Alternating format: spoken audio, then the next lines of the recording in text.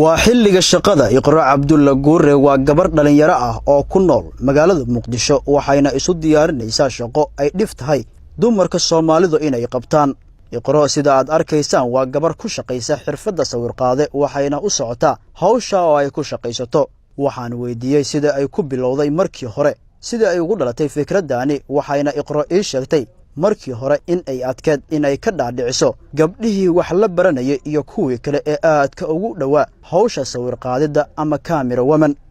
ruuxantii waxaa jirto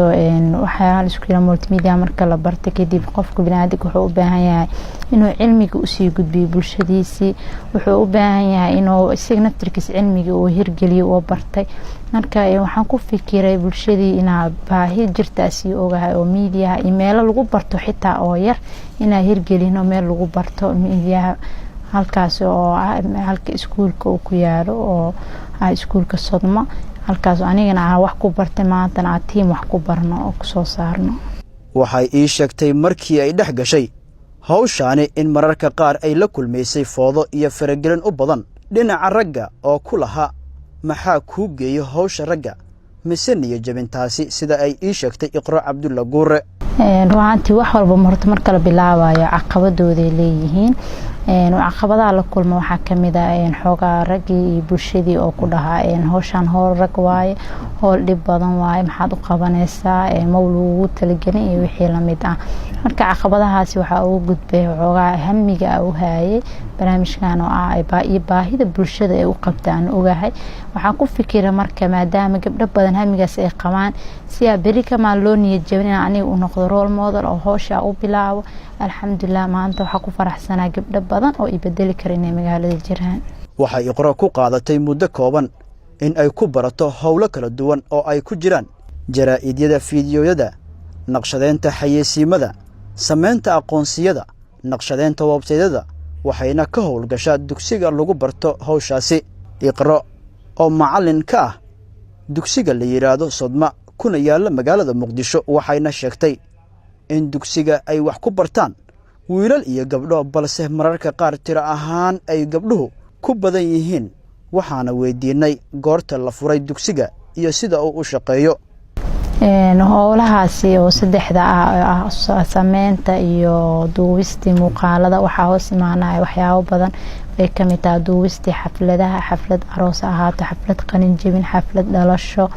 iyo wixii la mid ah iyo sidoo kale waxaa jira in aan sameeyno xayeysiimo u sameeyno kambaniyada Muqdisho waa kambani walba maanta wuxuu u baahan yahay inuu bulshada u sharxo wixii isaga uu qabto si uu u sharxo wuxuu u baahan yahay xayeysiin in loo sameeyo marka waxaan u sameeynaa xayeysiin yar oo maanta caalamka kambaniyada ku yaal uu kula tartami karo sidoo kale waxaan sameeynaa wax la yiraahdo film documentary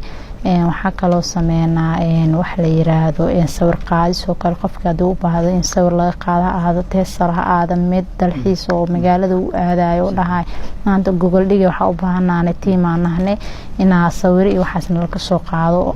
marka howlahaas oo qabanaa waxa kaloo kamid ah qaybtii qurxinta sawirada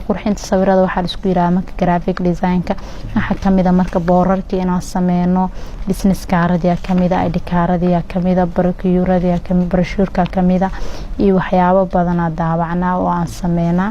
aad baan ugu faraxsanahay maanta inaan magaalada ka muuqano maanta laamiga la marab Google dhig ay ku dhagan tahay. Iqra Cabdulla Guure waxay leedahay Google Dhig Media Production oo ah xarun wax soo saar warbaahineed oo sameeysa fiidiyoyada iyo barnaamijyada muuqaalada ah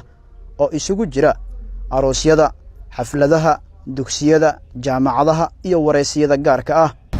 Kambaniga Google Dhig Media Production Company wuxuu hiigsanayaa runtii inuu noqdo kambani laga wada helo dhammaan adeegyada media production oo si guud looga wada helo maanta waxaan arkay kambani oo qayb graphic ka shaqeeyo kambani qayb website ka shaqeeyo kambani qayb video kaliya ka shaqeeyo inaga waxaan rabnaa inaan noqono meel dhammaan bulshada ee ugu soo wada hagaagaan wixii dhammaan ay u baahnaa inay ka wada heli karaan himiladeena waa taas.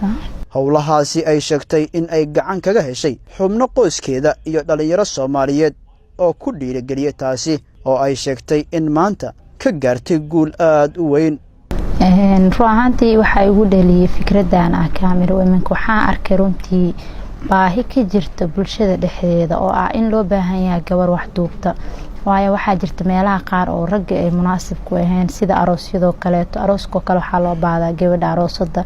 marka qaar in wax loo toosiyo xogaa ninka ajnabiga ka ama qurux badno soo marka waxa arkay baahi badan oo jirta aniga hami hore ugu haayay waxyaabaha la isku yiraahdo multimedia taas ay ugu dhalisay inaan barto